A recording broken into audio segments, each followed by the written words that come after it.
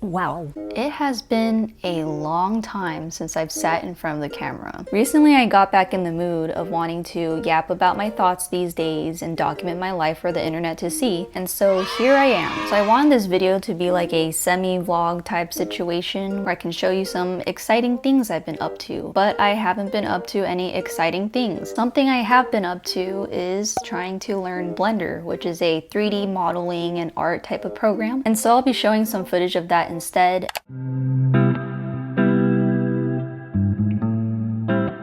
And I'm hoping that my process of learning how to make my first 3D character in Blender will be a nice parallel, tie metaphorically blend with the things that I'll be talking about in this video. So I turned 25 recently, and by recently I mean last year.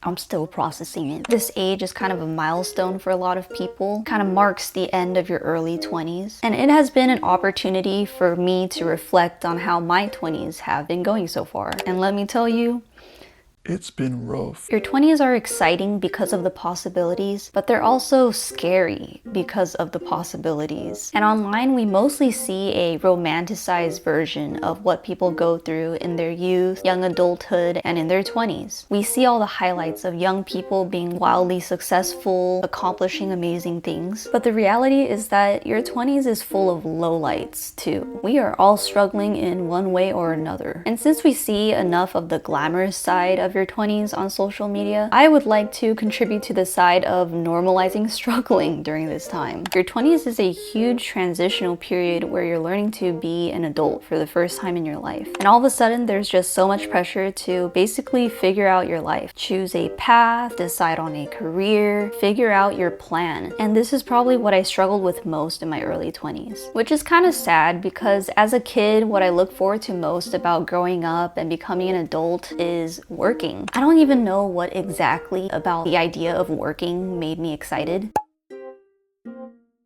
But when I saw that a lot of adults seem to hate their jobs and complain all the time about it, I didn't get it. And I would think to myself like, girl, I'm about to be a workaholic when I grow up. And even all the way up until graduating college, I was still sparkly-eyed and had this fantasy about work. But let me tell you, probably starting like a year into being a working adult, I realized, oh, now I get it. I felt like the transition from going to school pretty much all of my life that I can remember into joining the workforce was very jarring if I look back at it. Because you're taught a certain set of rules for most of your life that you can remember, and all of a sudden they change with little to no warning and you're not prepared at all.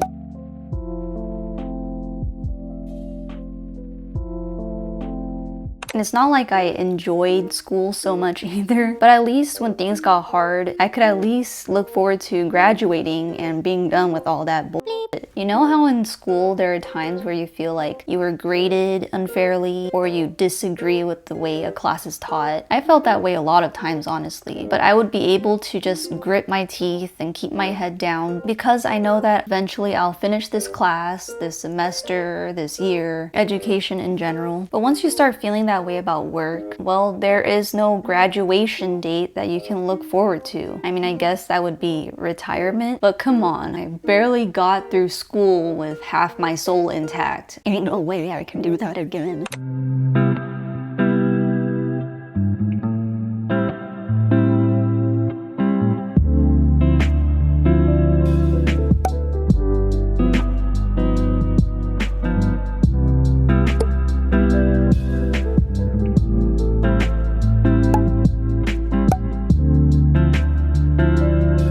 I spent a lot of my early 20s being burnt out, being unemployed after I left my original career track because I realized I didn't like it, and just trying to figure out where to go next. Up until then, I had always been somebody that is very sure of where I'm going. Like what I had been doing right after I graduated, I had felt so sure that this was it for me. And so to be in a spot where I am kind of lost for the first time in my life was so scary. During my my 20s so far in general, I'd been feeling so much pressure to figure out my life. And I think I especially obsessed over that because, you know, suddenly everything had changed and I wanted to find stability again. I wanted to be on a track again. And what I did in order to figure out my life is I basically thought about my life as a riddle to be solved. I really had this delusion that if I just like thought really hard and analyzed every little thing about me, every decision I'd made in life, then I'd be able to basically solve my life and find the answer for what track I'm meant for in life. And what I wish I knew back then is that, girl, it does not work like that. You can't just solve your life like it's a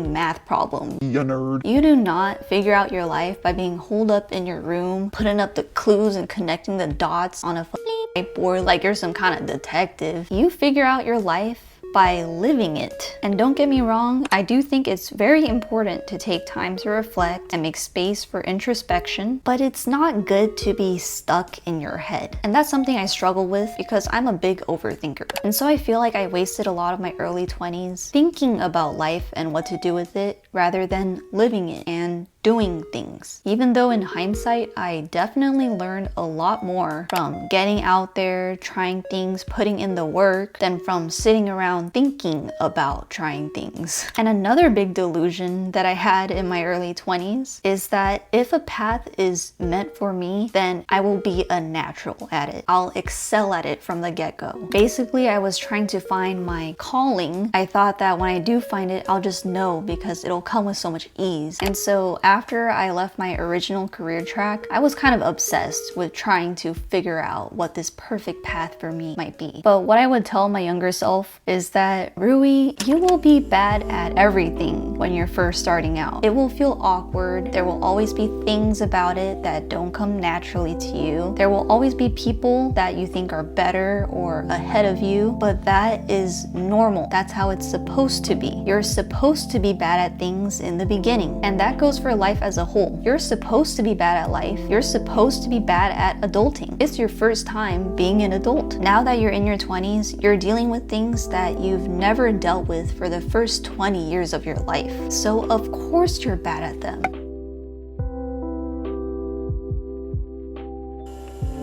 I think the reason why I even had this delusion in the first place is honestly because I was kind of spoiled in that I did well at school. I didn't experience like heartbreaking failure in school.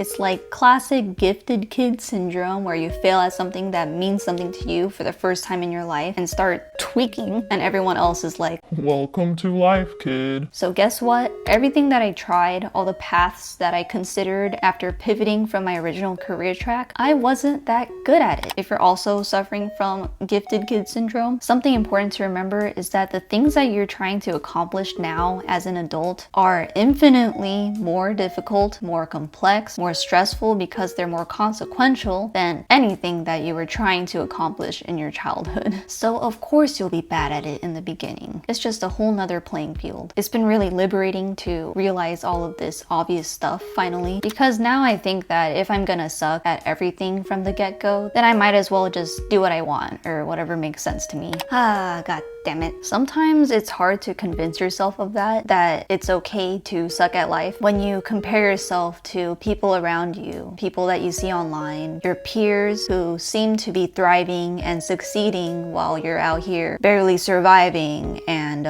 failing. But always remember that you are a story that has never been told before. So don't expect your story to go the same as somebody else's. I got that first line from Minecraft. It's okay that your life is going differently from others, and it's okay that your life is going differently from what you or people around you might have expected. Also, those people that you think are thriving and have it all together probably are also struggling and failing in their own ways. You just don't see it because people like to share their highlights and not their lowlights. I swear, I started every year of my 20s being like, last year I didn't really figure it out, but this year I'm gonna lock in and get all my together. And then the next year comes and you're like, okay, so last year didn't work out, but this is the year. And then the next year comes, And then 2025 came and I was like, okay, I see what's going on here. This is not the year either, is it? And surprisingly, that thought was very liberating to me because every year that had passed without me having figured out my life or gotten all my shit together built up more and more anxiety and desperation. And I kept putting more and more pressure on myself, which made it harder and harder to clearly see what I want for my life. So once I took a step back and considered maybe not pressing myself to figure out everything in my life within this year or next year or the rest of my 20s or for the foreseeable future, that was a very healthy mindset shift for me because now I basically like to think of it like I'm in my training arc. A lot of what I said in this video are things that I wish that I knew sooner and also things that I want to keep reminding myself during this period in my life because I still fight these thoughts. I'm still figuring things out. Sometimes the demons slip out and I gotta put them back in check. But I'm also hoping that somebody out there will also find some kind of value out of my ramblings. I also realized that it's kind of silly that I'm sitting here reflecting on my early 20s like that was back in the day when in reality it literally just passed. But that's the thing about your 20s is that every year you look back and you're like, Bruh. who was that cringe ass girl? I don't claim her. And I think it's awesome because it means that you're growing so much every year. So cheers to our 20s, cheers to failing, cheers to struggling, and I'll see you next time. Bye.